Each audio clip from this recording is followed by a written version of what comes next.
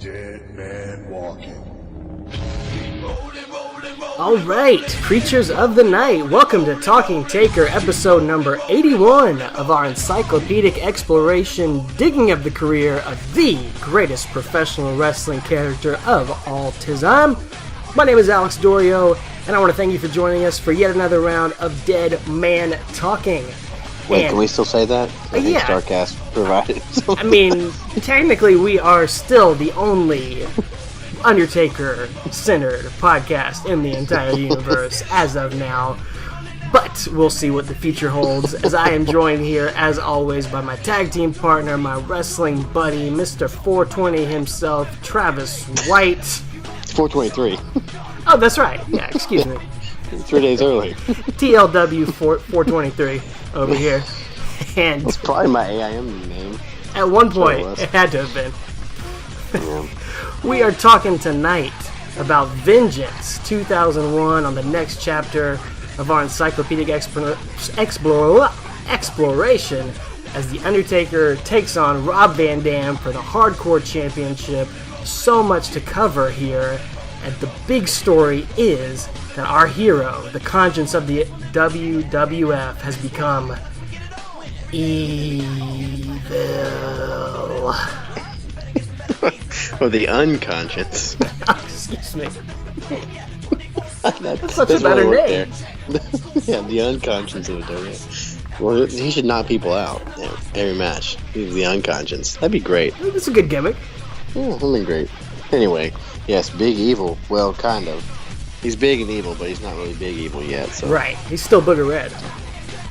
Unfortunately, yes. I found that in my listening and watching.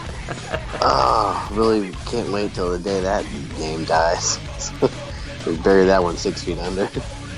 That one is unfortunately still alive, but praise God Almighty, the invasion is over, the alliance is dead, we get to dance on its grave tonight and finally move out of that hellhole, that hellscape that the summer of 2001 has been.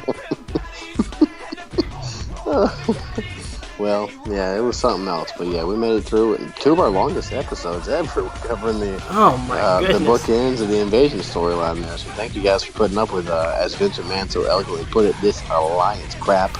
And thanks for being there for us and not leaving us in droves.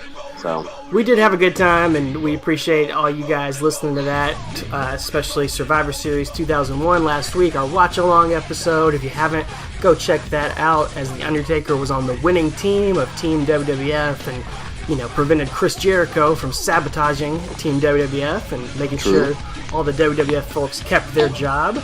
And that's what we're going to dive into here. Travis and Logan and I are going to dive into Vengeance 2001 and the build-up. It's all good. We love having her around. And like we said, as of now, we're going to continue on this journey through The Undertaker's career, since we are the only podcast doing that as of now, whatever the rumors may say. And, if The Undertaker ever wants to clarify or ever wants to join a podcast that already has 81 episodes in the can, we're certainly open to negotiations and conversations. yeah, why start episode 1? You got to work through all the kinks and get all the bugs worked out. So just come on in episode 82 next week with us. I mean, join in. We have an established audience of over 100 listeners every week. Exactly. He's only going to get like 1,000 times that when he does his own. So right, we'll see. But wouldn't you want to start off with this nice foundation? Absolutely you would. Without question. And as I think someone on Twitter said, there's no way that The Undertaker actually remembers half of the stuff that we've gone through, so we can actually remind him of a lot of the stuff that we've dug up over 81 episodes. I think that Dead Man Talking thing is going to be just like a one-man show thing at StarCast. I don't know. We'll see. I don't think it's going to be a podcast, but who knows? Not I. No, we don't. We don't have any inside information, but we'll be there listening day one if it does come out, and we'll support. Of course, we wouldn't be mad about that at all, man. Come on, that would be amazing. Yeah. If it's at the Schmidt Family Barbecue, I'm definitely going to the live show. We'll get in line right now. So let's dig into what we're talking about right now. Let's hop in the time traveler motorcycle, head on back in the sidecar to the fall of 2001 to November 19th, 2001, the night after Survivor Series, Raw episode 443. And Travis, we've talked about how bizarre, how weird, how crazy so much of the invasion was. And as I was sitting here doing my research for this episode, I think I finally cracked the case of what the invasion storyline really is. Oh yeah? What's that? It was all just a dream. That's all this was. Because that would explain everything. We're living in this bizarro world where Stone Cold, the beer-swilling Texas rattlesnake, has become the hug-seeking heel. We've got DDP, the People's Champion, who's become a stalker. True. We've got the Undertaker, the American BA, as a doting, loving husband fighting for his bride. We have Chronic in the WWE and their just incredibly unusual one or 2 week run there at Unforgiven. We've got Canyon, we've got Moppy, we've got so much more there. And then, the night after Survivor Series, we wake up the next morning on Raw, and Vince McMahon has gone back to being the evil heel. Stone Cold's going to go back to being a babyface. Kurt Angle's going to go back to being a heel. Paul Heyman is gone. Jerry Lawler is back. Everything is back to normal, and we never speak of the invasion again. It was all just a dream. So it's like basically July through, or June through November just didn't happen. It never really we just happened. Like Men in Black neuralized ourselves. That's exactly Gone. right. It really is like a comic book, though. Like, if you ever know with DC Comics, like, Bizarro is like the evil Superman. Like, that's the whole thing. And, like, Bizarro World is, yeah, everything's opposite. And it's funny because as we talk about how wrestling is kind of like a comic book with these superheroes, it really is. Like, this particular section of the comic book story was like the summer series was Bizarro World. Then they decided to just in that storyline and move on to the next one and everything's back to normal. So I was thinking of that sort of example too. Perfect. Yeah, that's perfect. That's exactly what this is. Even the capital, like you said, Jerry Lawler is back. Exactly. He was gone right before the invasion. Now he's back. Now he's back. It's like nothing's changed. You could have turned off wrestling and boycotted since Jerry Lawler left in February. Turned it back on now, and you wouldn't know anything happened. Wouldn't have missed a thing, and we're all the better for it. That's hilarious. But I do want to talk about. Oh, go ahead. I think it's hilarious. I don't know. It's kind of sad. It's a little bit sad, but I'm okay with it. And I do want to talk about a few fun things on this episode of Raw. Even though Undertaker is not actually on this episode, he's not being respected here because he's not on the Raw after Survivor Series, dude. But this is such a memorable episode of Raw. It's very newsworthy, and a lot of stuff's going to come into play here over the next few weeks, including the Commissioner Mick Foley. The Raw starts off with this really weird cold open where he is summoned to Vince McMahon's private jet, and they have, we kind of talked about Mick Foley cutting some shoot-ski promos last week. Yeah. And this was more like that, and Mick is telling Vince that he's sucked a passion from the business and quits the WWF, and Vince is like, couldn't be happier to see you go, and it's like 10 minutes of wasted time at the beginning of this episode of Raw, but whatever. And then Vince, like I said, he comes out to the arena with a purpose. He's putting over Kurt Angle as the true hero of the WWE. He takes the WCW title and says it's going to stick around as the World Championship, and promises a lot more dramatic and drastic changes tonight, including crowning the very first member of an infamous club, the Vince McMahon Kiss My You-Know-What Club here. Yes, that is tonight, ladies and gentlemen. I feel like to be a member of that club, you have to have a punk card. Oh, easily. You got to turn in your punk card when you join the club. That should have been part of the deal. Oh, and this does not age well. Of course, what does age well, though, this next part, as Vince addresses the empty seat next to JR at commentary and then brings out Paul Heyman. And Paul Heyman, just another masterful performance here. He's gotten rid of his ECW and Stone Cold hat. He's got a WWF hat on instead. He is like smiling and comes out and joins JR at commentary. He starts screaming, "I got away with it! I got away with it!" But not so fast, my friend. Vince summons him into the ring and tells him, I appreciate your First Amendment skills, Paul, but tonight I'm going to exercise some of my own. You're fired. And Heyman is throwing a fit. He tosses his jacket off. He's getting ready to fight Vince, but when Vince takes his jacket off, Heyman runs away from Vince. Certainly. And then he goes after JR. Starts lunging after him. But JR, in a moment that gets a huge pop from the crowd, starts beating on Heyman. And I don't think they were working punches either. No, he just unloads on him. Yeah, they look legit. He's just taking out like 2 decades of frustration with Paul Heyman on him. And then Paul Heyman is carried out by security, literally carried out, and replaced by a returning Jerry the King Lawler, as JR says what we're all thinking.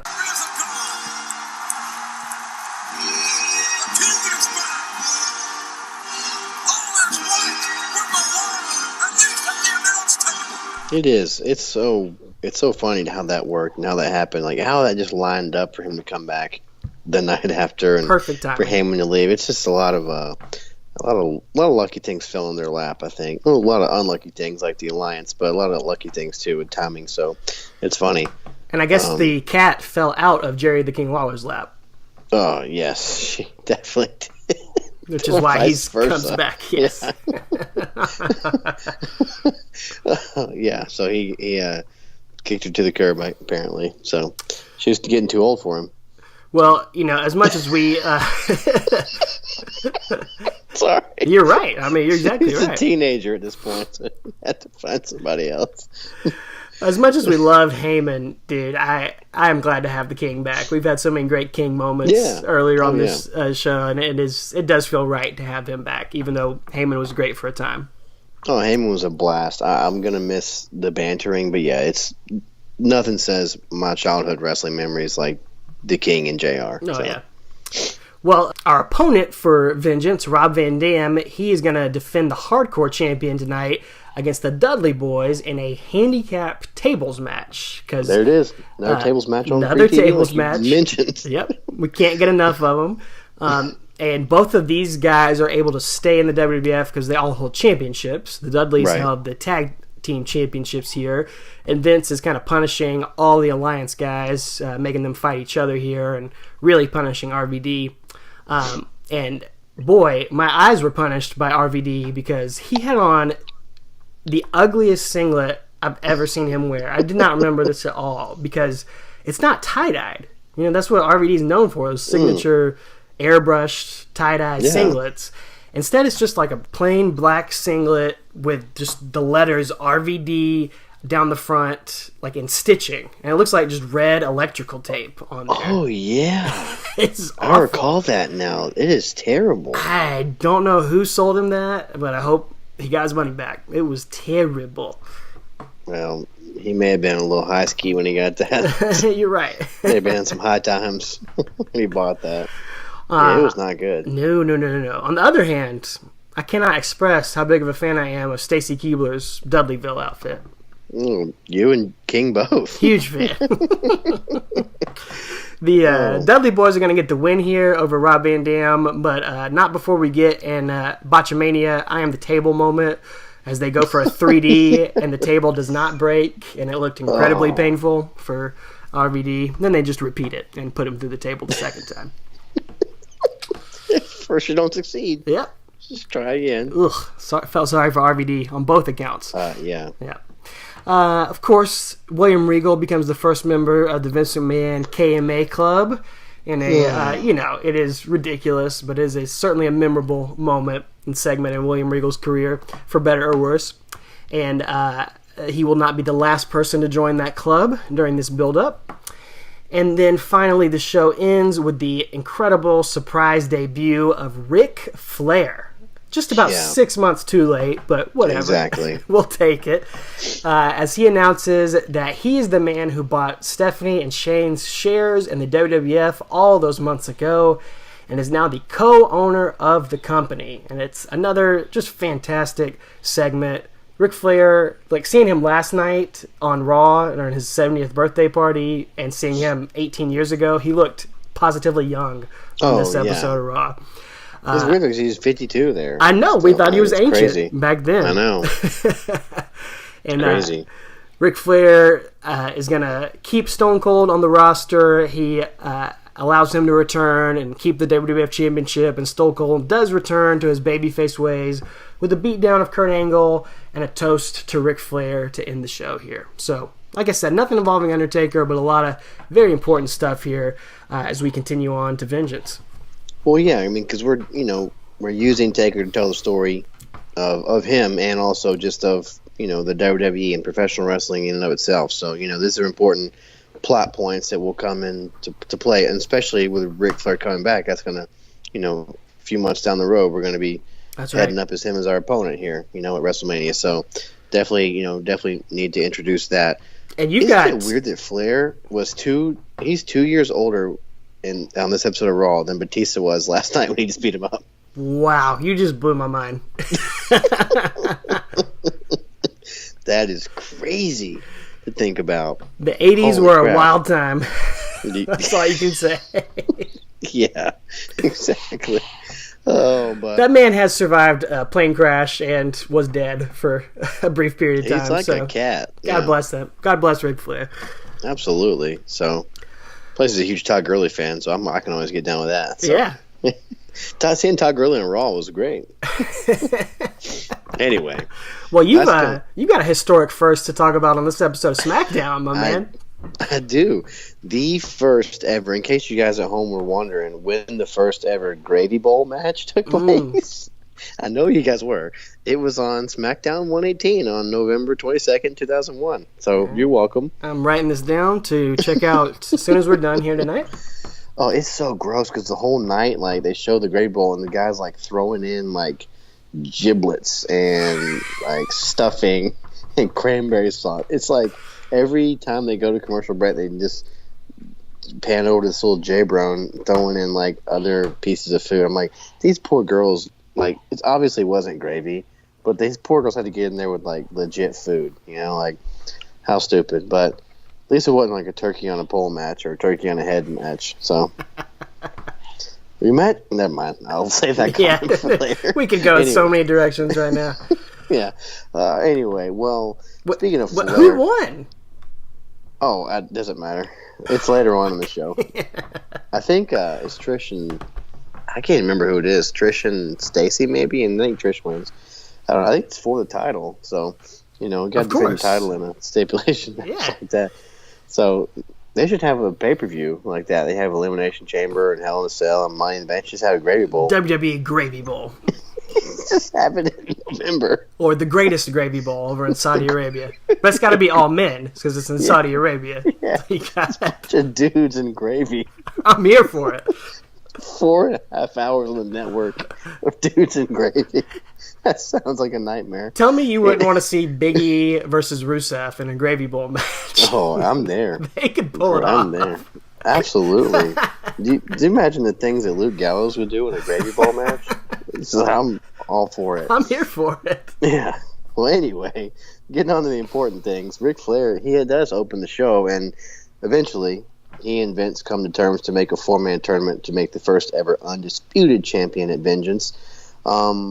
Which, again, that's going to come into play because Taker will eventually hold that title, so I wanted to mention it there. But unfortunately, Flair is never seen again on the entire show. He's not even on it. So every backstage segment and interaction on the rest of the show is Vince. And I just wrote in my notes, like, I'm not sure they knew exactly what to do yet. I mean, the storyline, it made perfect sense to have Vince. I mean, to have Flair be, the guy that bought it, and it just kind of fell into their lap that his contract, he was able to work it out and stuff. And, but it seems like they really didn't know what to do because, like I said, he just kind of does this, and then he's gone the rest of the night. Whereas if this were 1998-99 with Russo writing, he'd be in every other segment and going to commercial and coming back, So just goes to show the difference. But anyway, well, Kurt Angle's talking to Vince backstage, and he's, thankful for being awarded the match against Austin at Vengeance, and he said he thanks Vince for trying to award a title to him on Monday, and then Christian, who his whole gimmick here during this time is like he's just kissing Vince McMahon's butt, not literally like Bill Regal is, but like figuratively, he's buttering him up, and not apologizing for going to the alliance, but kind of just like, making amends for his accident there. He's hilarious doing it. He's so funny, yeah. Well, he comes in with room service, and he's got a huge turkey and all the fixings with it and stuff, and he's talking to Vince, and Taker knocks on the door, and he comes in, he's like, "You were just leaving, right?" And Christian's like, "Oh, yeah, I'm going to get the cider." So he dips out real quick, and then he pops back in and grabs his title and, like, looks up at Taker and just darts off like a cartoon, man. He's just so funny. Well, Kurt Angle's like, "Where were you Monday?" Like, asking Taker, like, where the heck were you, He says, "You owe me a thank you for single-handedly saving the WWF from extinction." Dang. So Taker just, yeah. So Taker just kind of stares at him and says, he's like, "Vince, you better tell your boy to leave so we can talk." And he eventually leaves, and Vince is like, "He's not my boy. He's not my boy." And this is just another great interaction. Like the scene you mentioned last week we put on our social media. This one's fantastic too. So Taker's like, saying that Survivor Series was, in addition to what it was, with the WWF winning, it was also his 11-year celebration of him being there.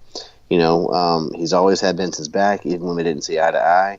He says that he's ticked that Vince didn't let him in on the plan with Angle, and he asked why. He said, "That guy's no good, brother." And he sounded just like Joe Dirt when he said it. He's like, "He's no good, brother. He's a snake in the grass." I mean, Undertaker is basically a beefed up Joe Dirt. I mean, that's what this character is. I will not say that to his face. But yeah, that's one way to put it. But Vince is like, "Look, you've been main eventing for 11 years, and I do trust you. He says, "In fact, I trust you so much, I'm going to give you the main event tonight against Kurt Angle. You've been in main events your whole career.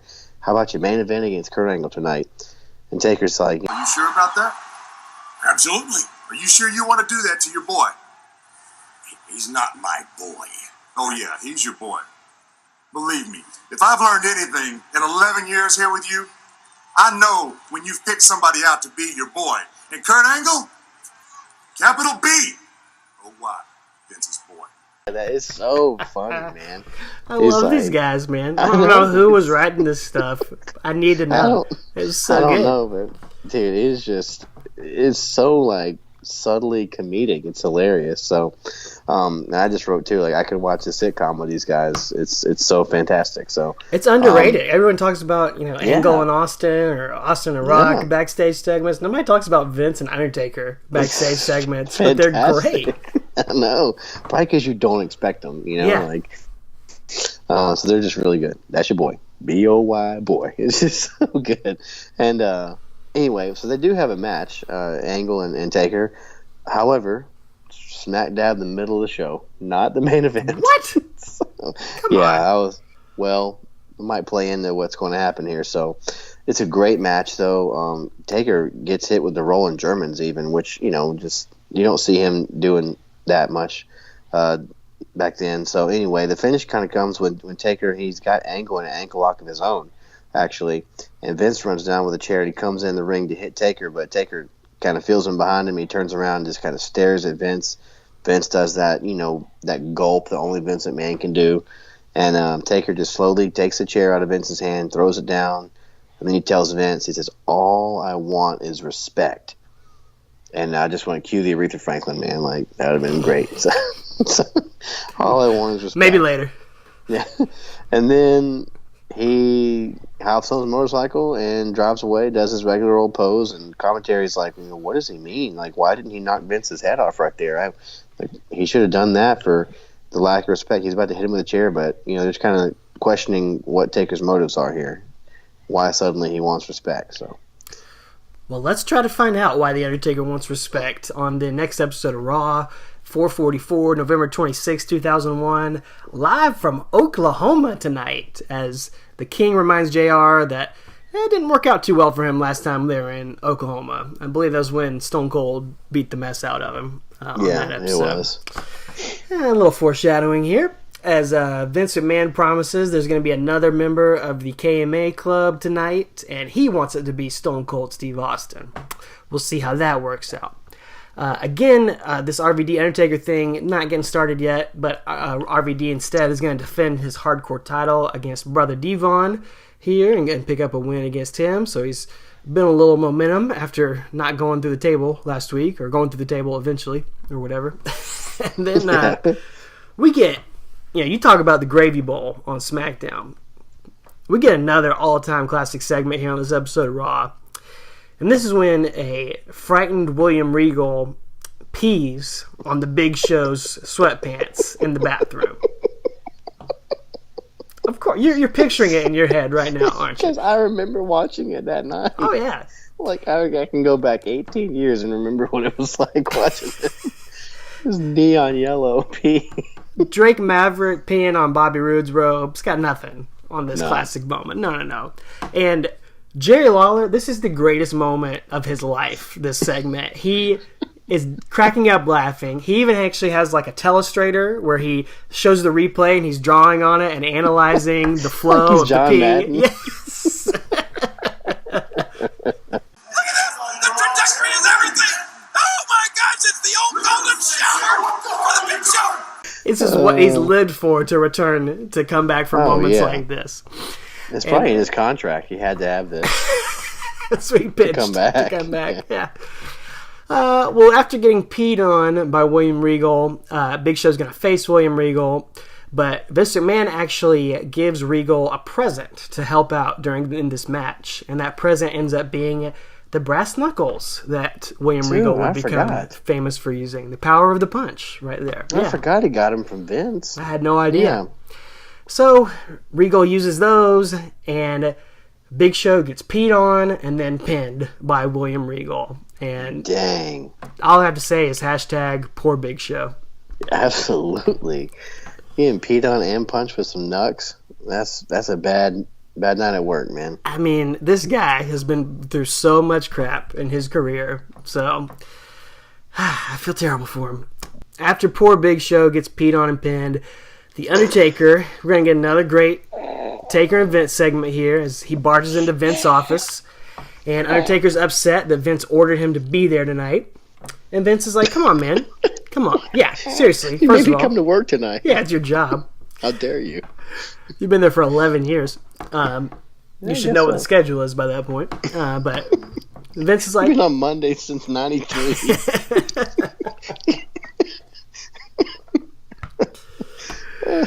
Vince asks him how his Thanksgiving was. And Taker's like you give a damn? And Vince says... They were on SmackDown together.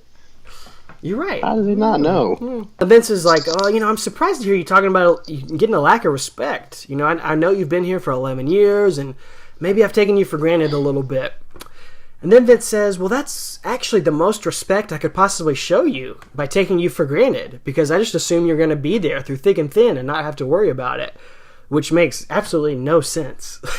How can you say you're showing respect to someone by taking them for granted? I don't get the logic there.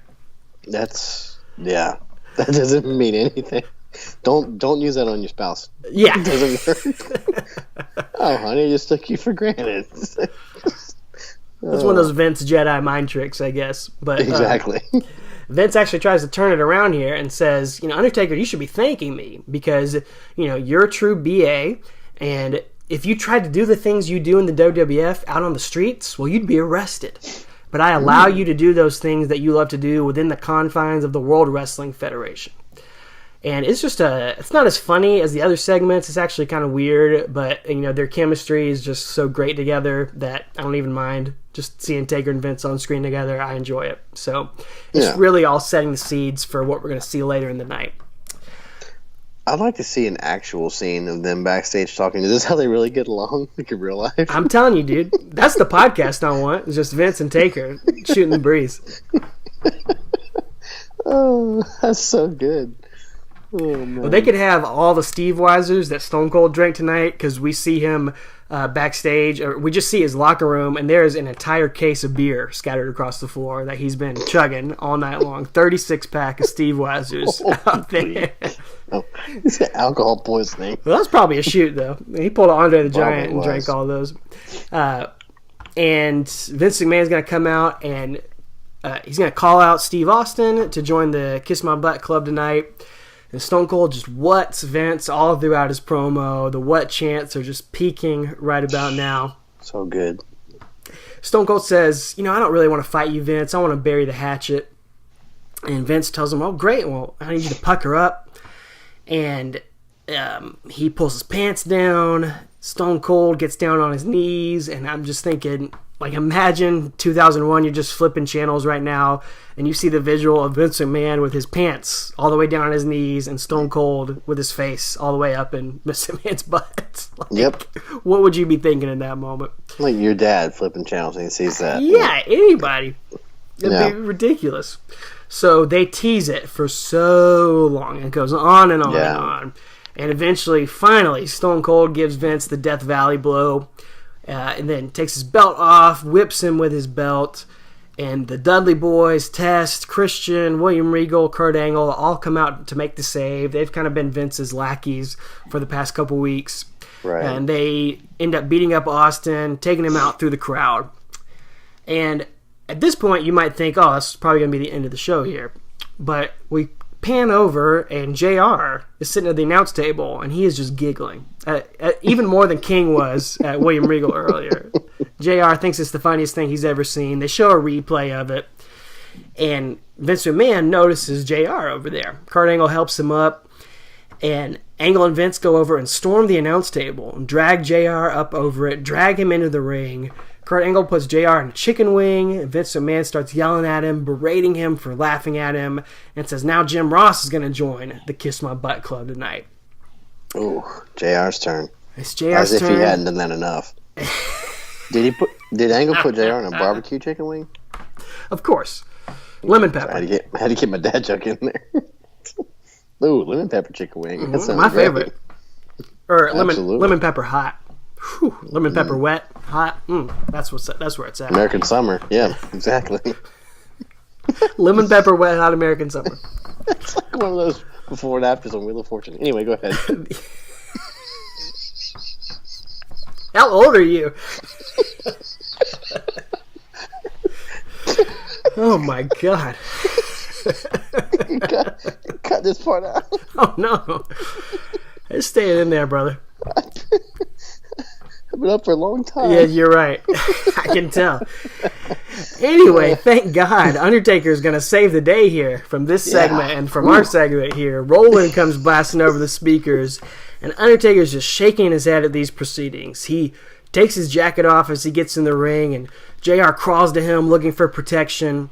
Undertaker's staring down Kurt Angle. He grabs a mic. He grabs JR's cowboy hat and dusts it off and hands it back to him.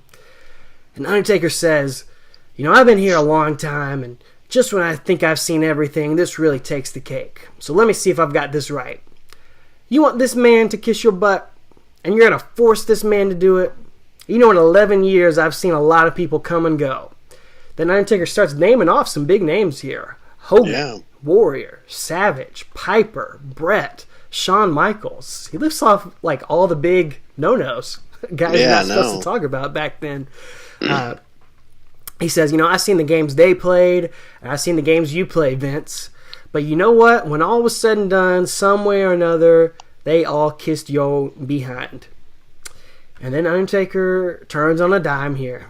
He says, you know what the saddest thing about it is? The one that kissed your butt the most was me. And the crowd is just shocked at this. Just it's had a big, Little Tim Allen. Talking Tim style here. Exactly. It's a nice throwback. Taker says, 11 years I've been here, 11 years I've stayed, 11 years I've kissed your butt, and I'm still putting up with your crap. So, JR, before I take care of this situation, I want to know, were you going to kiss his ass? Hell no, I'm going to kiss his ass. Hell no. Here we go. Do you want to kiss his ass? Hell no.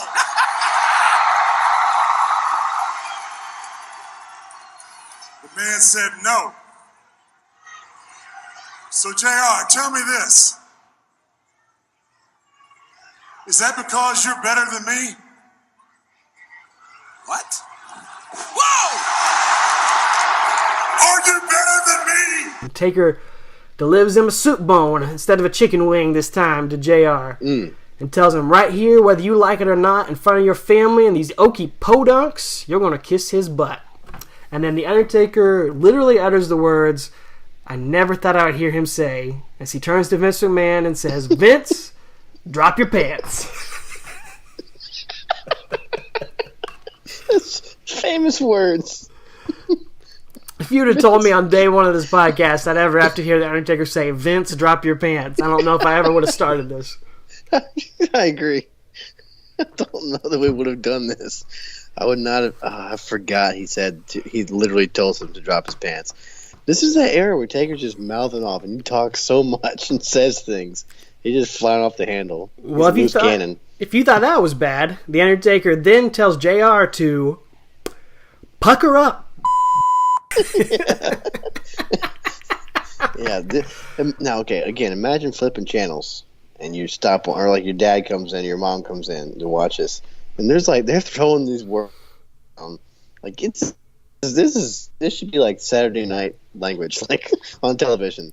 It's like 9:30 on a Monday night. In 2001. Well, it's not just the language. Just you got a 60-year-old man with his pants down around his ankles too, and people shoving their faces in his rear end. Not to mention the visuals.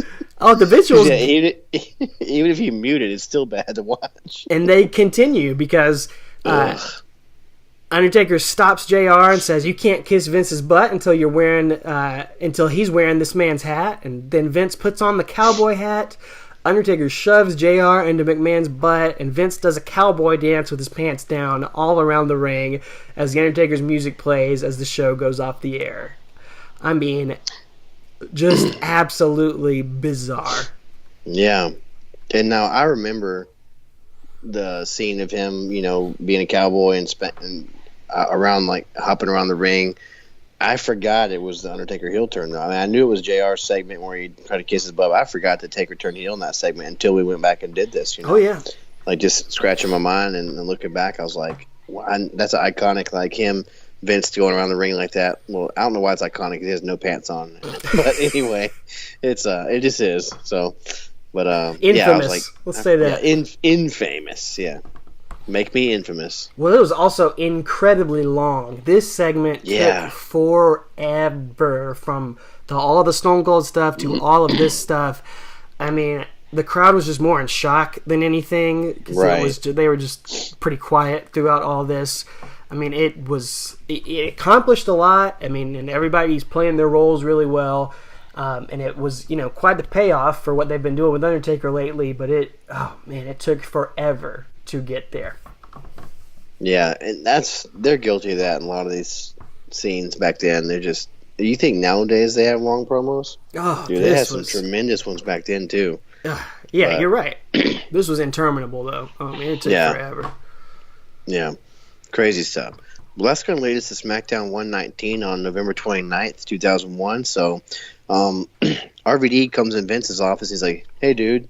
And Vince is like, "You don't call me dude. My name is Mr. McMahon."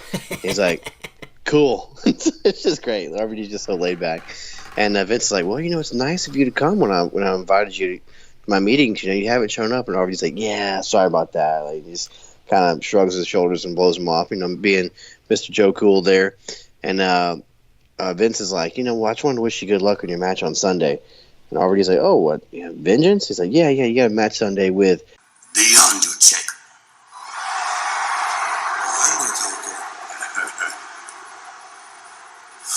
Yeah.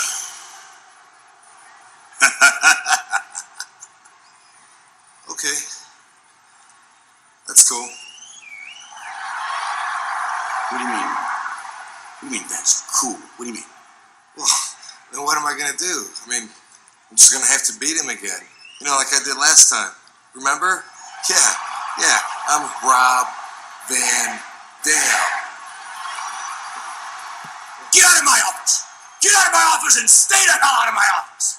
nice continuity that we pointed to last week. Yeah. He beat Taker and Kane and The Rock in like the same 2 weeks. So, and then at that point, Vince just gets lazy. He's like, "Get out of my office! I don't want to see your face around here." He just, how Vince does. He just turns immediately. Dude, he amps it up over these next few weeks, and he is over the top ridiculous.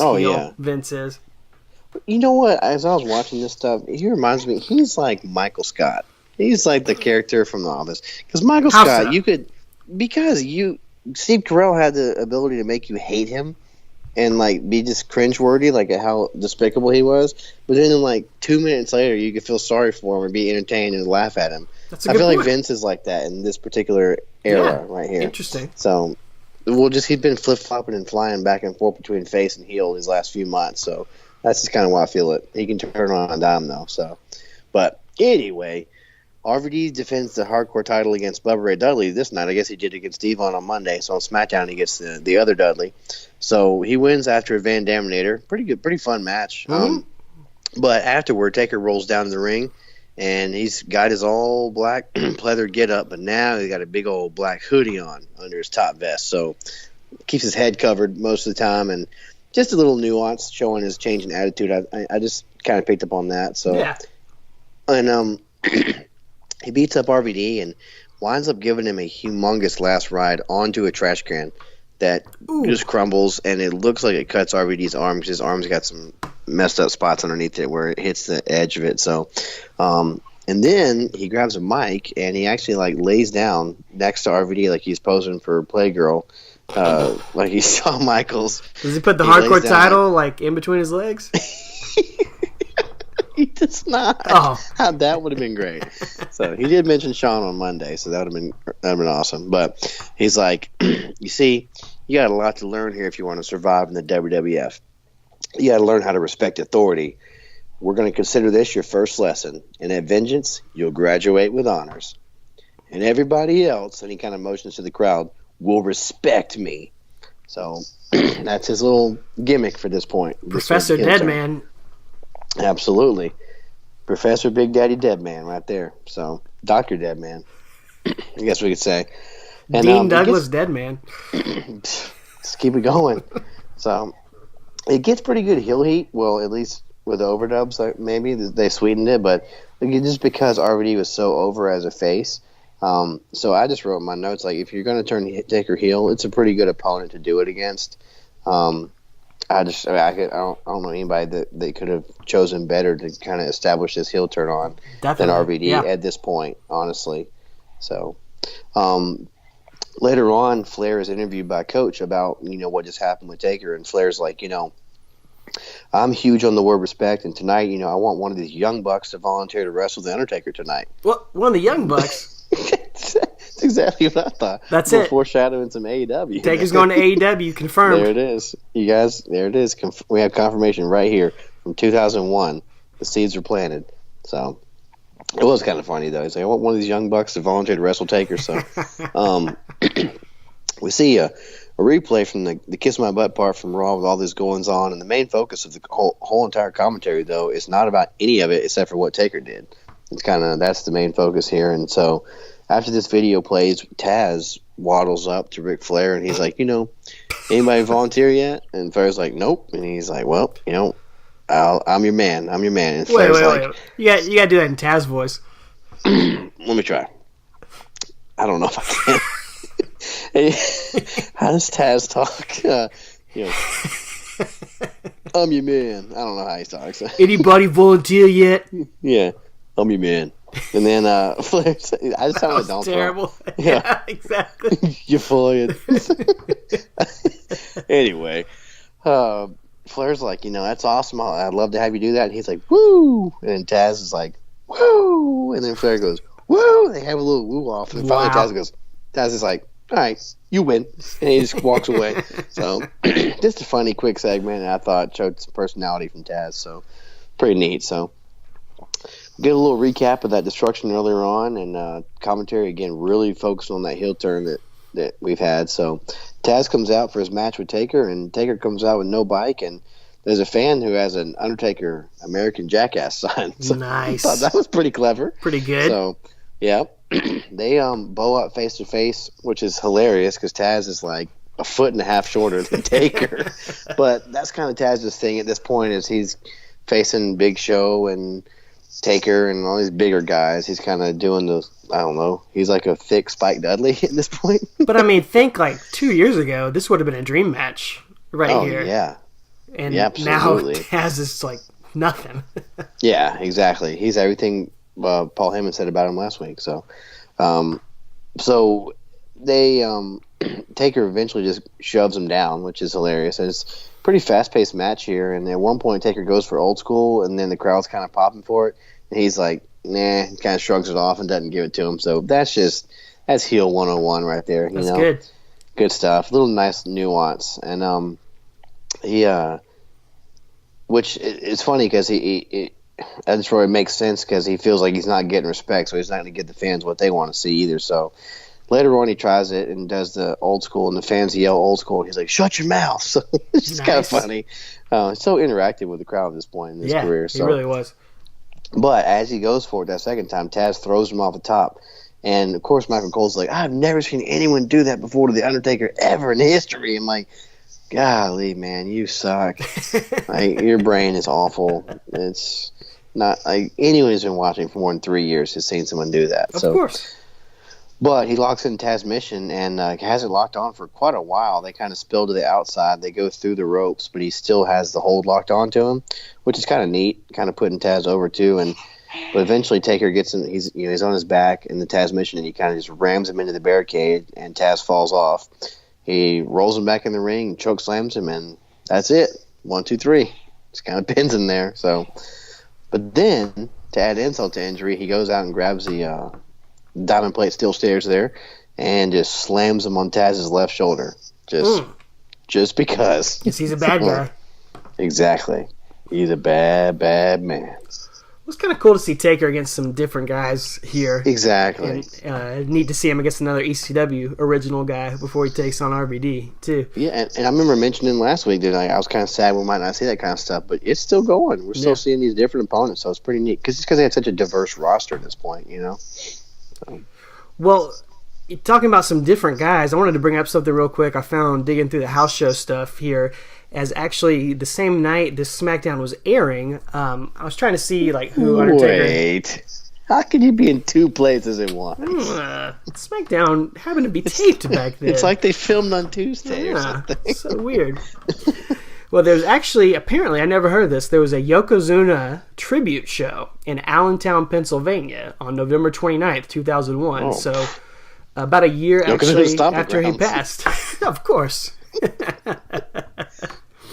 But no, seriously, yeah, I guess it was about a year after he passed away, wasn't it? It was around November of the year before. But just a few interesting things to note on this card. I wanted to mention it because The Undertaker and Kane actually teamed up here as a tag team and defeated the Acolytes, with Undertaker pinning Farouk with the choke slam. There you go. And it's kind of interesting since this was actually, Undertaker had already turned heel on TV, but I guess he's playing a babyface here on this tribute show still. So that was just a fun little footnote here in this run. But some of the other weird things on this card, you got matches with Billy Kidman pinning Low Key with the Kid Crusher here. Wow, yeah. Low Key. 2001. That's a very green Low Key. Yes. Shannon Moore defeating Jamie Noble. Ooh, Battle of 3 Count. That's right. Homicide. Civil War, if you will. Ooh, that's callback to last week's episode. Exactly. Homicide defeating the legendary Skinhead Ivan. Oh, man, I can't believe he defeated Skinhead. Who the heck is Skinhead Ivan? And who came up with that name? What a great gimmick. The fake ones that, like, you get, like, when they first, from Creative Services, they give you the list of the names. Skinhead Ivan. Was there another skinhead that he was related to? Distinguish himself from? Yeah. But that's crazy. That's Homicides on this show, though. Yeah. That dude's still going. Yeah. It's the same with Low Key, man. Yeah. You got Reno leading a 8-man tag team of Shade Black, Inferno, and Nardo against the team of Protege, Billy Dream, Bad, and Doink. Mother goose. I don't know who Doink was. The Allentown Doink, not the Alabama Doink. Right. Exactly. And then, of course, Yokozuna's family, Rikishi and Samu, the original Head Shrinkers, reuniting in the main event, defeating the Hit Squad. I'm not sure who they were, but apparently they defeated them in under a minute to close out the Undertaker or the Yokozuna tribute show. But kind of cool that Undertaker made it to that show. He was obviously very close with Yokozuna, so I'm sure he made it a priority to go to that show. And so that was just a fun little footnote I wanted to throw in there before we get to the final episode of Raw before Vengeance. Yeah, I never heard of that. Wait, did Rikishi wrestle twice? Because I see that the Island Boys are on there. Was that him and Haku? It might have been. I don't know. No, it's I looked it up. It's actually what's their names? It's Rosie and Jamal. Rosie and Jamal. Yeah. Okay. Yeah. So Eki, Uncle Eki. Yeah, and man, too many of those guys have passed away. It's that family, dadgummit. Yeah, exactly. Yeah. Oh, that's pretty cool little side trail there for Undertaker's career. Kind of neat. Who knows? He and Kane could have been playing the heels against the Acolytes in that show because the Acolytes were faces. So that's true. Who knows? Kane was a face. You got some stuff to talk about them on SmackDown here in just a minute. I do. So yeah, that'll take us to Raw episode 445, December 2nd, 2001. And this is actually the last Raw before the pay-per-view. We're actually going to only get a 3-week build here, which is great because we've already seen so much stuff. We've got a ton to talk about here. Yeah. And Undertaker skipping out on this episode of Raw, too. So he's only on one episode of Raw before the pay-per-view, actually. Wow. He's taking the night off. You know, he hadn't been respected very much, so he's going to have the night off. RVD, though, he's going to get a tune-up here up against Christian, of all people. And our investigative journalist, Michael Cole, he's like going undercover here with RVD. He's going to start talking like him. He's like, so hardcore champion RVD, man, that's pretty cool, dude. So, like, dude, what's going on with the Undertaker here? Oh my goodness. Maybe he was getting a contact high off RVD or something. I don't know. Maybe so. But Rob Van Dam says, Undertaker's all worked up, dude. But before he can finish talking, Christian interrupts him. And Christian, you know, he's just fantastic in his role here. He explains that Undertaker showed Vince McMahon the respect he deserves, and that's something that Rob Van Dam never does. And Christian speculates that RVD thinks he's better than the Undertaker, and RVD says, well, you know, we'll find out at Vengeance. And since Taker isn't here tonight, RVD suggests, well, why don't I find out if I'm better than you, Christian? And Christian says, well, if you put the hardcore title on the line, then it's on. And RVD says, hardcore is the way I like it. But it'd be really cool if Christian put the Eurotrash title on the line as well. Christian is, of course, aghast at this and says, you know nothing of Europe, all right? You know nothing.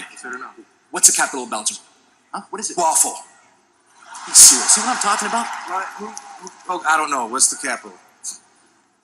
I'm not telling you. You know the capital of Brussels? Yeah, I know the capital. It's none of your business. Look. Which, of course, is the capital of Belgium. Yes. Yeah. Good joke there. Good writing. Absolutely. That's a Brian Gerwitz right there. Christian says, well, dude, I'm cool with any match where it's legal for me to use the concerto. And RVD says, everything's cool when you're Rob Van Dam. You can't say that without pointing at yourself, and you just did. I did. You have to. You have to. Man, God, talk about... I don't know if we did more crotch shopping or more RVD pointing to ourselves back when we were at this age. True. We did a ton of both of those. Yeah. Not at the same time. Like I was talking about, it's hard to do that at the same time. I was talking about last week, you know, you got some poses and you got moves that people can copy, and you know who you're going to be. You know who that person is acting and mimicking. You know, if you're backyard wrestling or playing around with your friend, like, if you were pretending to be RVD, you knew you were pretending to be RVD. Absolutely. So many signature spots and the poses and taunts and stuff. So, anyway, I digress. Well, I mean, there's not much to talk about with this match. RVD gets a pretty convincing win over Christian, hits the 5-star frog splash to retain his title, and he starts celebrating. But, as JR notes, with all due respect, Christian ain't the Undertaker. So, it's going to take a lot more than that to put Big Evil down at Vengeance on Sunday. That's funny that JR is giving him respect, with all due respect. Yeah. And he's putting Taker over because Taker's the one that shoved his head up Vince's butt. So I would respect somebody if they shoved my head in someone's butt too. I mean, I wouldn't want him to do it again. Yeah, I wouldn't disrespect him because I'd be afraid that we'd get the second round. So that leads us to SmackDown 120 on December 6th, 01. This is the go home show for the first ever Vengeance pay per view.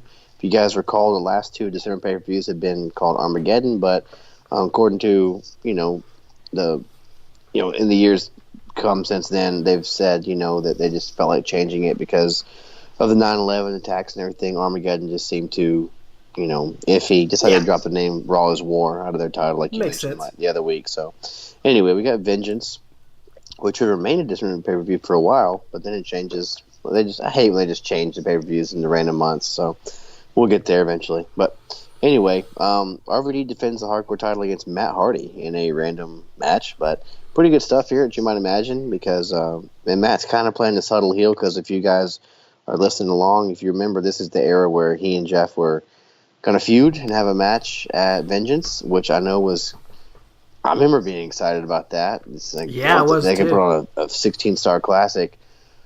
Not so much. A little disappointing. A little disappointing, but it didn't last very long. Thank God they were back together by January, I think. So, but anyway, it works out. But they fight at the entranceway, and they get a ladder into play, and RVD winds up hitting a bulldog onto the ladder, which is pretty cool. Yeah, Matt hits a leg drop off of like one of those production boxes, like they're like you roll around and has all the equipment in it, and he hits it on RVD, who's like sandwiched between the ladder. He has him in between, like he opened it and closed it on him, and Matt hits like a leg drop on that, which looks like it hurts him more than it hurts RVD. And then eventually Matt comes off the ladder and he's got a chair in his hand, but you never jump at Rob Van Dam with a chair in your hand because he's going to Van Daminate your head off. So, it's like you don't headbutt a Samoan. Exactly. You can't powerbomb Kidman. You don't jump at RVD with a chair in your face because he's going to kick it into your own face. So he gets a Van Daminator, gets a pinfall, and as he's posing, Taker comes out, and what I can only describe as Mick Foley's favorite flannel. He just got this sweet flannel vest on, comes out. Well, Mick Foley's gone. He might have left it in the locker room or something. Yeah, it's true. He could have left it back there. He took his ball and went home. So, yeah, it probably would have fit him, too. They're both the same size, even though he's a foot and a half taller than Mick Foley. Yep. He was a little rotund at this point. But, he's throwing RVD into the set and hitting him with a ladder, and at this point, I got to say something. He debuts something else. We've talked about him being a Madonna of the WWF, changing his look up, changing little things up, adding teardrop tattoos and pleather pirate gear and stuff like that when he comes from the ceiling and all kind of little things. Well, at this point, apparently between Monday night when they had Raw and Tuesday night when they filmed SmackDown, he went by the barber on the old 81. What is it called? They say 81. Local 81. Went by the local 81, I guess, and got himself his ears lowered. Somebody got a haircut. Exactly. So he's got short hair here, and I just thought, like, what a missed opportunity to debut that at the pay-per-view. Right. Why did he rush that onto SmackDown? I don't know, man. I just thought it was weird. It had been a good thing for the pay-per-view to debut it as that. I don't know if they were in Bruce Beefcake's hometown or they just passed by the barbershop that he wanted to go to, but yeah, it's an odd time to do it. But yeah. And it was definitely jarring and shocking to see this guy that we've seen for 11 years with that long dark hair all of a sudden going back to looking like he's Mean Mark. Yeah. All those years crazy. Later. But like you mentioned, it's such an important thing that we just don't see as much anymore. He made a change in his character, so he's going to change the way that he looks as well to signify that, to signify this new direction, this new journey for his character. And Jericho is another guy that does it so very well, but I think he learned it from The Undertaker here because it's just an important step, and it really just cements that change in the audience's mind. Yeah, it goes. You don't just have to look at him. He's not the same guy doing different things. He looks different. So, yeah, he's got that short hair now, and he comes out and he actually mocks RVD's little thumb pose, which is kind of funny. So, later on, Taker's walking by the APA. They're playing poker backstage and drinking and smoking, and he walks by and he's like, "Hey, is there a reason you're eyeballing me?" And Bradshaw is on like, I don't know if these things were written for him or not, but he's getting all heated. He's like, I need an explanation. And Taker said, I don't owe you one. And Bradshaw goes, oh, wrong answer. He yells at him. And he's like, we're the two people in this company that you do owe an explanation to. Let me give you a little history lesson you obviously have forgotten. When you were fighting for the WWF title, we were the ones, when you stepped in the ring with Stone Cold Steve Austin, that were watching your back. When you're riding on the dark side, we were the ones that rode with you and watched your back. Now you're walking around here like the whole damn universe revolves around your ass. And no matter what, who's always there for you, man? It was us. Now everyone that was loyal to you, you slapped in the face. And who was more loyal to you than us? And that biker boy, we're beginning to take just a little bit personal. Whoa. You guys just need to calm down just a little bit. Now, I ain't slapped anybody in the face. Because if I'd have slapped anybody in the face, you two'd be sitting here crying like a couple little babies. Great. Yeah. Tough talking, man. And Undertaker says he demands respect, and he's like, you guys are taking this all a little too personal. But if you want to make it personal, why don't you meet me in the ring? Let's dance. He walks off. Big David Bowie fan. Exactly. Huge David Bowie fan. LL Cool J, David Bowie. He's got style, man. He's got musical style all over the place. Man, he's like a human jukebox. He really is. But, man, great Acolytes callback. Ministry of Darkness. Yeah. I did not expect that. Very cool. Me neither, man. Me neither. It was really cool to see. So, Bradshaw comes out looking like he just did. Like he just got done with swigging some beer and playing poker. I mean, he's just covered like sweat and he's dirty and I don't know. It's just, wait, do you get real dirty playing poker? I don't know. I think you're playing wrong. If you do. I don't play poker. Are you playing the Gravy Bowl? Yes, absolutely. Gravy Bowl poker. Whoops. Let's move on. God. I don't want to say those three words again in that order. Well, you don't want to put poker first either. Poker right. Gravy Bowl. Okay. Ooh, boy. Well, Bradshaw comes out. Taker rides out on his bike for the match, and it's only been 2 weeks of this heel turn, and I've heard the word respect like 700 times. Oh, it's not subtle at all. Oh, not at all, man. They're just constantly throwing it down your throat on commentary. But anyway, these big Texans collide, and Bradshaw gets a lot of offense here. These guys are boys, so these Taker's going to give them a lot. And it's surreal to see Taker here again with short hair and it's dyed black, and it's just it's so crazy. We've just been, like I said, we put his career under a microscope, and it just really pops and stands out when we've been following only him for the last 81 episodes. So. Anyway, well, as this match is going on, Farouk comes down and steals a motorcycle, rides to the top of the ramp. So definitely a heel move, but but Taker still wins anyway. Of course, a big boot and a chokeslam, and then he takes up the ramp. He's ticked off, and he checks on the bike, and it's fine. And he turns around and kind of poses to the crowd, and RVD nails him from behind with a chair, and then hits him in the head and does his little thumb pose, and Taker kind of rolls around, really selling that chair shot to the head, and pretty cool stuff. And that's kind of the way we're going to end everything and go heading on into Vengeance. And just one little sidebar I want to mention is that Stone Cold has his music back now. Thank the good Lord above. Exactly. So again, if you Rip Van Winkle through the last 6 months, you woke back up. Here, Austin, you would never know that Austin scraped the bottom of the barrel for his last two theme songs. Oof. So, yep. It was more than two, because they did a few different weird heel versions before they landed on one. There's like a few weeks where he's got, I don't know, it sucks. They all suck, but yeah, Vengeance 2001, December 9th, 2001, from the San Diego Sports Arena. And what does that mean? Lots of San Diegans there. Yeah. I believe it's the title of an old wooden ship used during the Civil War era. I think that's right. Yeah. Something like that.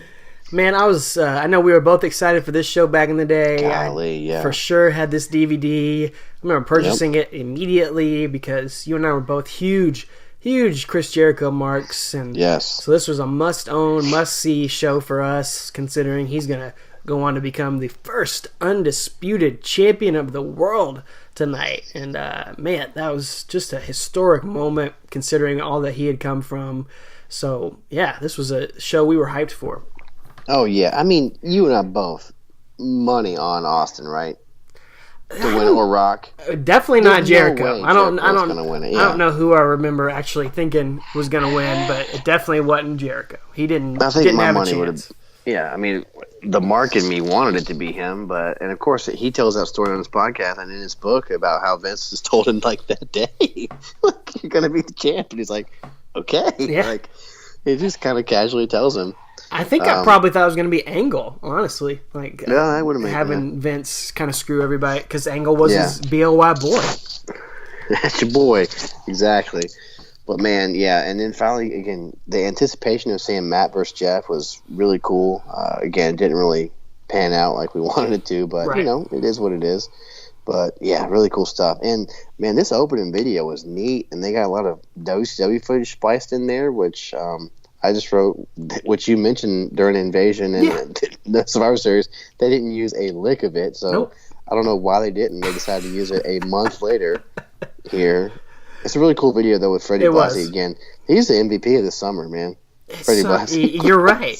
In 2001. How crazy is that? Yeah.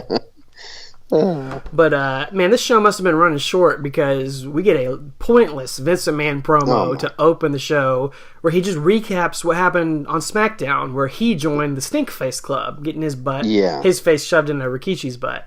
Like, why is this on pay-per-view? I had no idea because, they didn't have enough matches or something. They have, there's 10 or 11 matches on the show. I don't know why. They could have given, in the main event, the Jericho and Austin's only 11 minutes long. Yeah, could have used a little more time. Yeah. Instead of this. But, do you remember when Vince McMahon's butt had its own show on WWE.com? Good Lord, no. It was a cartoon. Oh, my word. I did not remember that. Mr. McMahon's anus or something like that. Mr. Holland's anus. Mr. McMahon. That's terrible. Oh, Mr. Bear's opus. Yeah, that was a real thing. Look it up, man. No thanks. That's horrible. Oh, man. It can do tricks. It can. Yeah. Moving on. Let's talk about this Goodness match, gracious. dude. Undertaker and Rob Van Dam for the Hardcore Championship on pay-per-view, dude. Crazy, crazy match. I remember not actually being super hyped for it back in the day because I thought it was weird. I thought it was just a weird role for Undertaker, kind of being shunted down to the mid-card for the freaking Hardcore title was not anything to be respected at that time. So it was just weird seeing Undertaker. I didn't think these guys would have good chemistry with each other. So I remember not being super hyped for it, but man, do they over-deliver here. Oh, yeah. Agreed. Talk about being shoved on the mid-card. This match is literally on the middle of the card. It's the fifth match out of 10 or something. So, yeah, going right down there in the middle of it. But we got JR and King back on commentary for the first time since February. So, like we said, we'll miss Heyman, but it's good to. This is like putting on a comfortable pair of jeans, that you've had on, you've broken in. So, and it's funny, we get this video recap before the match, and literally everything is from SmackDown, which again, except for the actual heel turn. But everything else is all happening on SmackDown. And there's not much to it, honestly. It's just so strange. But anyway, Undertaker coming out first, and he gets still getting a sizable pop from the crowd. Yeah. I guess it's just a little recognition for his music and for the bike and everything. People kind of forget we're supposed to be booing him because they definitely cheer him when he comes out. Yeah. I mean, if you're on a bike, you're over, dude, as we've said many times.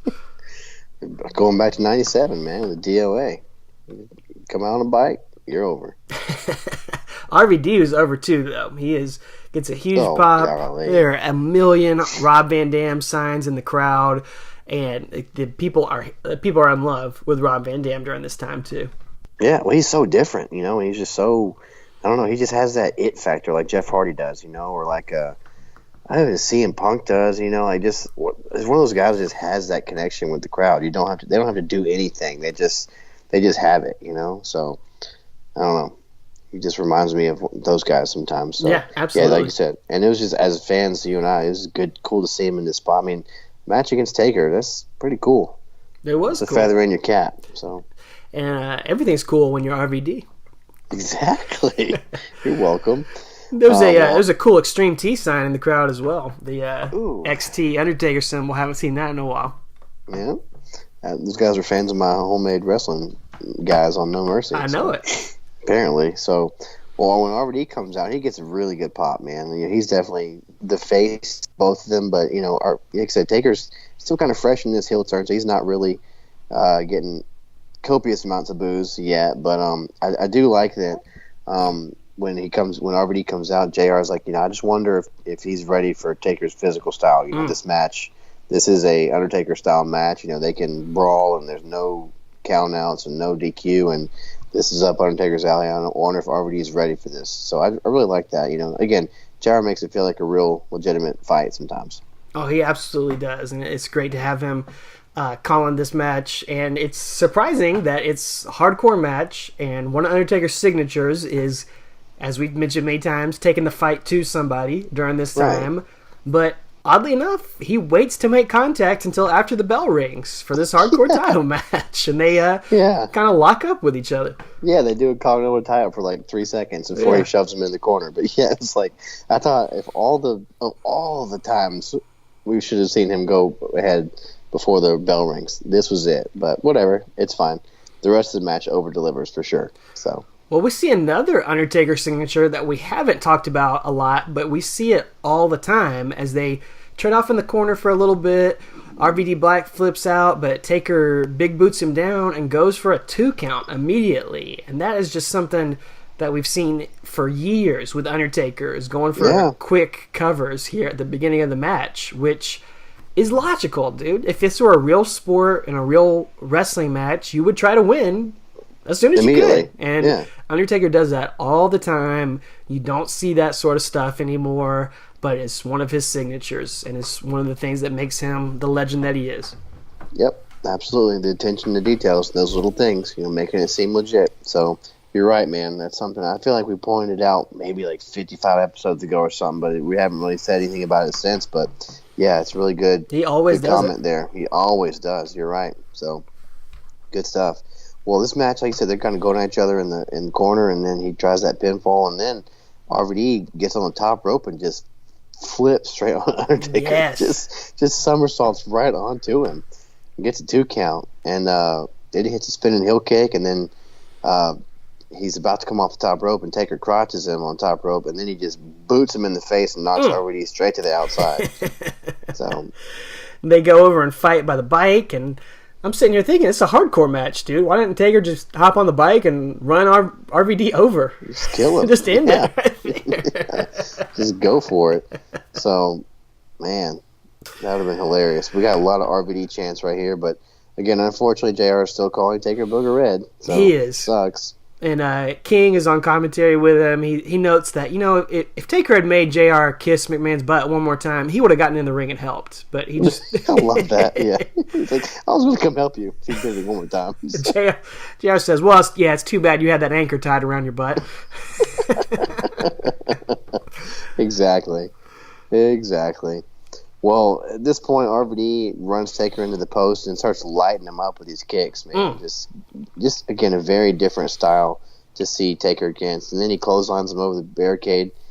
Into the crowd, Yeah, into the crowd, which, again, go ahead and take a swig for the Taker bingo there. Mm-hmm.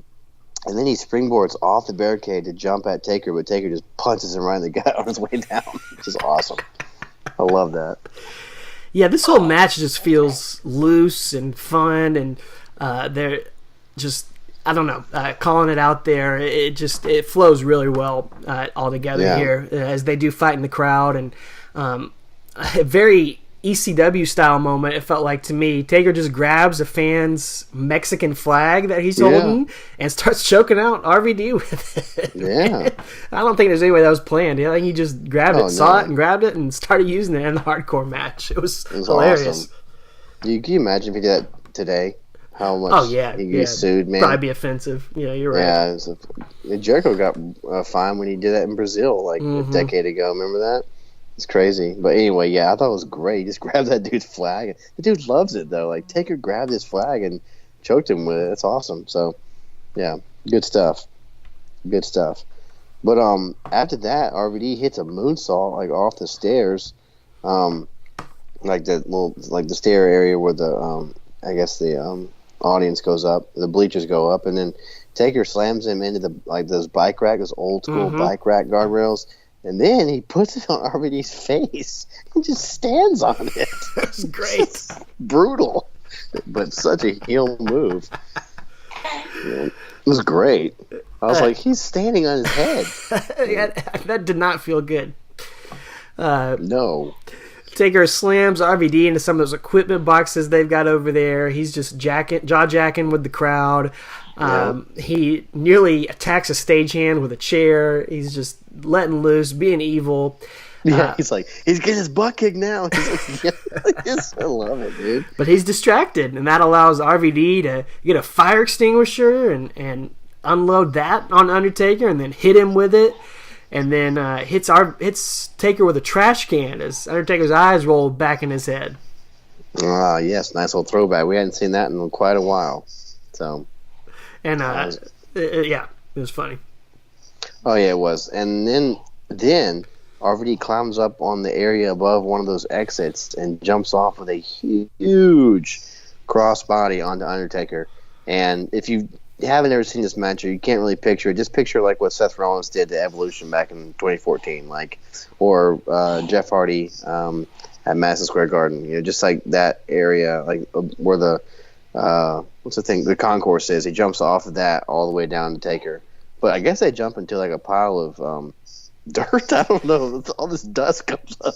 Yeah, I'm pretty sure there was a crash pad underneath there. Okay. Something, because there's a bunch of dust that blows up on from the padding on the ground and actually covers Undertaker in it. That he's kind of covered in dust for the rest of the match. Could be Seven Dust. Ooh, it could be. Another great wrestling band right there. Exactly. Terrible band, great wrestling band. But dude, that was a great spot. Is what that was. Awesome. It was incredible. It gets a nice holy bleep chant from the crowd, but surprisingly, it only gets a 2 count on the dead man here from that awesome spot. And let's just recap all the stuff we've done. There's going to be some more, but look at the stuff Taker's allowing to be done to him. Mm-hmm. He's a locker room leader. He's a ring general. He is the top of the totem pole, and he is allowing RVD to hit all this stuff on him. That just says a lot about the actual respect he has for RVD, I guess, or he's allowing him to earn at this point. So, pretty cool. They start fighting up the stairs behind the entrance, sort of through gorilla-ish area. Yeah. And they actually crash through some of the curtains around there, and I'm not sure that it was actually supposed to happen. It's part of the set. It falls down. Yeah. It looks really awkward. Yeah. RVD kind of goes for awkward pinfall. At least they didn't mean Gene it. Mother! F it! It's kind of cool to see them going in different areas. Kind of maybe sucks for the live crowd because they can't follow it, really. But it's kind of neat for us at home to watch it and see them kind of spilling out in different. That's what sets the Hardcore Championship differently than anybody else. All the other titles makes the matches different. It's kind of like the hardcore match you used to play on the video game, where you had Irish whip people into a different area to get into the next place in the arena. So that's what they were doing, going through each little entrance in there. RVD gets a trash can lid shot and a spinning leg drop. Always loved that move. But Taker rakes the eyes and is able to take over again.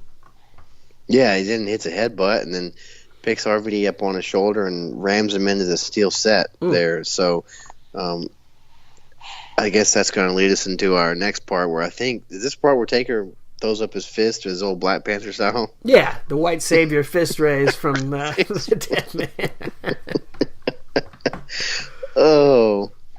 He's going to set up RVD for the last ride here up on the stage. But RVD, this match is awesome, dude. He counters by climbing up on the stage, up out of the last ride. Yeah. and then jumps down on Taker again. Delivers a knockout punch on him, and it was just, man, I'm loving this match as it continues on. Yeah, it's fun, man. And then to top that off, he hits a Rolling Thunder, man, which one of my favorite things ever. Love it. Yep. Love Rolling Thunder. You love doing it? I love to do it. I love when he would do it. I love when he would change it up. Sometimes he'd do that roll, then a front flip. Sometimes he'd do a roll, then like a frog splash too. Like, I love the way he would change it up. But he only gets a 2 count, man. He's hitting Taker with all this big stuff, only getting 2 counts. He then gets the chair that Undertaker has grabbed out. RVD gets it, and then he runs around, does a circle around the stage, building up momentum, and delivers that running drop kick with the chair to Undertaker, who's seated there up against the stage, and just sandwiches him into the stage for another 2 count. He's just delivering all his best shots here, but Undertaker will not stay down. And that's the spot I just really noted. Like, I can't believe he was allowed to do that to him. Yeah. Like, kick this into his face. Like, it's crazy. But anyway, RVD misses another kick, and then Taker nails him with some chair shots, which actually he nails him because that chair is bent over in half. Like, Crumbles it's awful. Then he kind of picks him up for either like a, I don't know if it's a power slam or a tombstone or something like that. But anyway, RVD kind of reverses out of it, kicks Taker. RVD tries to hit the Van Daminator, but he misses. And then here comes the big spot everyone remembers. It goes for the Van Daminator. Undertaker ducks, grabs the goozle on Rob Van Dam, and chokeslams him off the stage through a pair of tables sitting there at the bottom. A huge spot. The crowd is loving every minute of this. They're popping huge for all of this. And Undertaker, he's selling big time throughout all of it. He's taking all of RVD's best stuff. He keeps getting up, but it's totally wearing him down. He's like, he stumbled into the stage at one point, like comedy spot style. He's just bug-eyed here. He stumbles off the stage here and quickly covers Rob Van Dam to win the Hardcore Championship, man. Unbelievable. Unbelievable, man. 11 minutes, 4 seconds. That's all it took. But, yeah, he adds another championship to his resume. We've got a tag team specialist, and now he's going to become a hardcore specialist for a cup of coffee here. Yeah, put another championship up on the mantle. And The Undertaker has done it! The Undertaker wins the Hardcore title! And the World Wrestling Federation Hardcore Champion, The Undertaker! Let me tell you, this is scary, JR. The Undertaker, the Hardcore Champion here in the World Wrestling Federation, that's scary. He crawls away from Rob Van Dam. He's just got this shocked, bug-eyed look on his face, and it's the selling is incredible because he's showing with his actions. He just could not believe how tough RVD was. Right. He did not expect that. He's putting him over in defeat with the way that he sells it, and RVD looks great throughout it. The announcers are putting RVD over, saying Undertaker won, but he's worse off because of that, because how hard RVD took it to him. RVD was valiant in defeat. He gave it all he could, but he just couldn't quite do it. It's just, perfect storytelling that makes both guys look stronger by the end of it. Yeah, this is one of those matches where you can lose and still be more over in your loss. RVD was more over. He's more over after this than he was before this match. So it's crazy, man. Yeah, just really well paced, I thought. Just kind of, it wasn't like a breakneck speed like a cruiserweight match, but it was definitely a lot of stuff going on, a lot of motion, to keep you invested in, and not really long and drawn out like some of these matches can tend to be with Taker, these main event style matches. But this one's middle of the card, dude. We're not in main event, we're just freaking having fun. So I think he appreciated it. Looked like it. I'm just speculating, but he appreciated the ability to have fun, just do what he wanted to. So something totally different. Dude, it felt like an old school ECW match to me. It did. It really would have fit in on a classic ECW pay-per-view. Yeah. I don't know if Paul Heyman did anything with it, booked it, had anything to do with it, but it felt classic to me.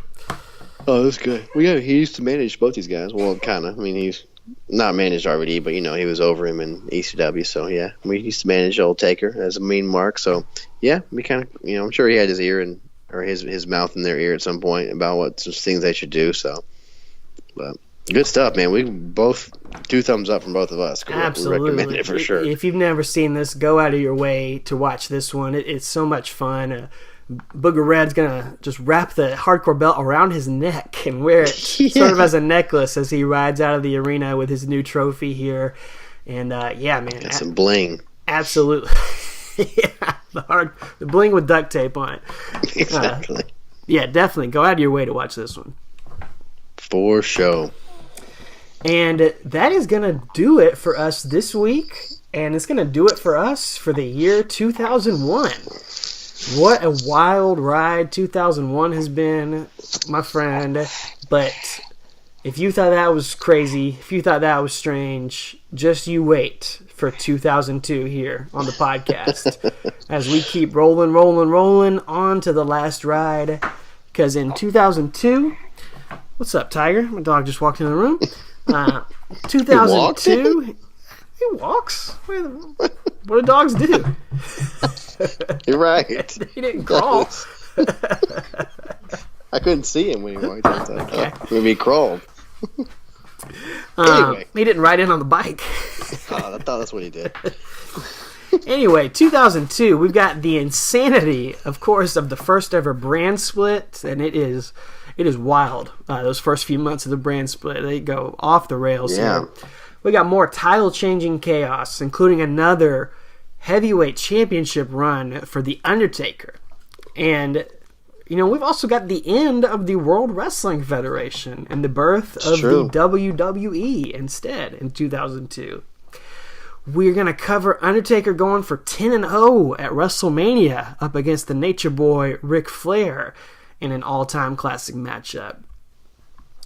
We've got the debut of a hot young upstart and one of Undertaker's greatest rivals by the name of Brock Lesnar that you might be familiar with, and a few classic matches up against him. Not to mention also the debuts in 2002 of a few guys you might have heard of, John Cena, Randy Orton, and Dave Bautista as well. Every one of those guys still wrestles. Yeah, how about that for a rookie class in 2002, man? It? That's pretty crazy. Pretty hard to beat that. But coming up first, next week on the show, a blue chipper. We've got the Tough Enough champion, Maven, as we talk about Royal Rumble 2002, perhaps the most memorable Royal Rumble elimination of all time, as we do another fun little watch-along for the Royal Rumble 2002 matchup. We're going to cover The Undertaker in his really, really fun hardcore title run, and then do a watch-along for this crazy Royal Rumble spot and Maven's big moment in the WWF. Yeah, man, I'm looking forward to it. Like I said, 2001, we started this year with 3 wrestling companies. We end it with 1. We're going to go with lots of changes next year. Again, this is 2000, 2001, 02. These are some of my favorite years of being a fan, man. Just love this stuff. Love going back and revisiting here. So memorable. But yeah, we're going to have a little fun. We're going to finish up 01 and kind of let you guys in on what happened throughout December. And he has some just random, ridiculous matches against ridiculous opponents. So it's going to be fun to cover that real quick. Really and then fun.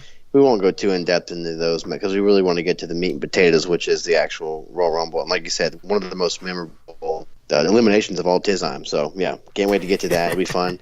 Spoiler alert, Taker doesn't win, but it's going to be fun for us to cover anyway. That's a great Royal Rumble with some surprises. I haven't seen it in, I probably haven't watched that Royal Rumble since like 04 or 05. So I'm excited to go back and watch that. Oh, yeah. I can't wait. We're going to have a good time doing it, recording it. We think you'll have a good time listening to it as we watch along and provide the commentary for you. But before we get there, we want to hear what you thought about this week. So hit us up on Twitter, Facebook, and Instagram at Talking Taker on all those fine services, and go ahead and throw a subscribe down on your favorite podcast service, a rating, a comment over there. And, the absolute best thing you can do is to share the show with your fellow wrestling fans. Let them know you enjoy it, and try to recommend it to them. Try to grow our audience of creatures of the night. And you can spread the word with a Talking Taker t-shirt, a sticker, a coffee mug, all that good stuff over at tpublic.com if you want to help support the show monetarily. A few shout outs, of course. Number one, always to the Bottom Line Wrestling Podcast. Mike and JV always are so nice to shout us out on their show, and we want to return the favor over here. Go check them out as they go month by month through the career of Stone Cold Steve Austin over there. What? I said Stone Cold Steve Austin. What? Shout-outs as well to some people on Twitter at Outlaw Historian. We're talking about the Vengeance match. Said he loved Taker using the hardcore title as a hood ornament during this time. Yes, we'll see more of that next week. Yeah, that was always fun to see. The Twisted Turnbuckle at WWE Nostalgic 22 said they love that finish, man. The choke slam off the stage onto the floor and Taker's expression afterwards. Have to agree with you there. Yeah, man. And then real quick, want to mention the Then Now Whatever podcast at TNW Podcast. Brought up a great point here. As they said, despite Austin's claims of his heel turn not working because people didn't want to boo me during this time, this right here, he's referring to Undertaker's heel turn, is the first instance I remember of someone turning heel, but still having a lot of the fans cheer him out of sheer respect. Yeah. And in essence, some of the crowd would always respond to the goodwill Taker's legacy had brought him instead of the character he was actually portraying. And he says it annoyed me as a kid because I bought into the turn fully and would be like, how can people cheer him after what he did to JR? And, I guess it shows the differences between those two heel turns. We talk about what a disaster Stone Cold's heel turn was, and then, pointing out the differences between what he did and what Undertaker did here in this time. Yeah, it's cool, and like we mentioned that a little earlier, like it is weird, like he's still getting face pops at this point, but it's funny how people, like for a shoot, respect him, but the storyline as a work, he's saying people don't respect me, and that's why he's trying to get booed now. But it's just funny how it kind of is the opposite. They actually do respect the heck out of him, so they don't want to boo him yet. But let's give it some time. He'll get there. But he'll get there. Yeah, oh, yeah. Really neat, really neat. You see that nowadays with some of these guys when they come back. It's hard for them to be a heel, but right. Or if they are, they become a cool heel because the fans just love them so much. So whatever is what it is. One last shout out I got to give to the Major Wrestling Figure podcast, to my boys Brian Myers and Matt Cardona, my mailing buddies Kurt Hawkins and Zack Ryder. Actually, you can hear them shout me out on the last week's episode, and hear Zack Ryder butcher my name on there. Oh, yes. Alex Doriote, as he called me. But I won one of their giveaways and got a package in the mail with a Elite Ted DiBiase $1 Million Man action figure. So thank you guys for sending me that. It is added to my collection of...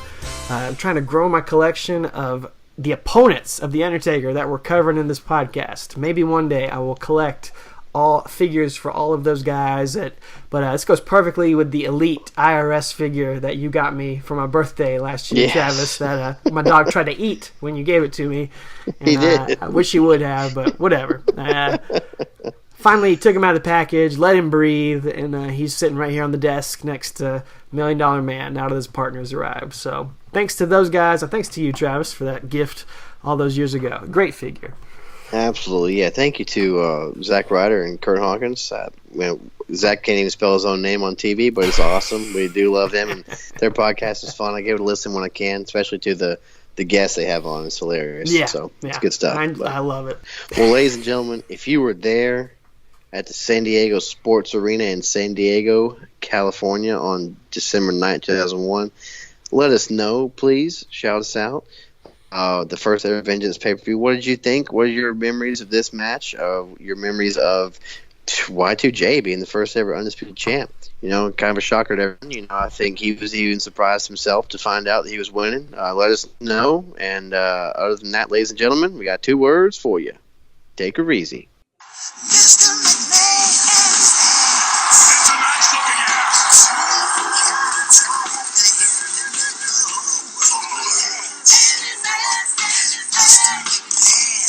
I can even make my ass do tricks like this. Kiss my ass.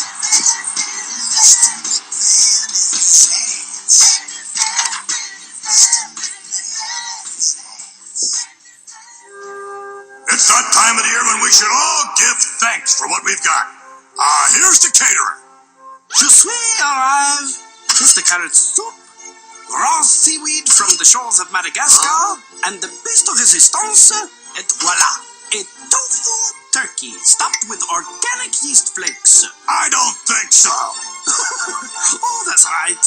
I forgot the soy-getty and meatless balls. Hey, Veghead, Thanksgiving's about real turkey drippings in real butter, stuffed with real stuffing and real cranberry sauce. None of this vegetarian crap.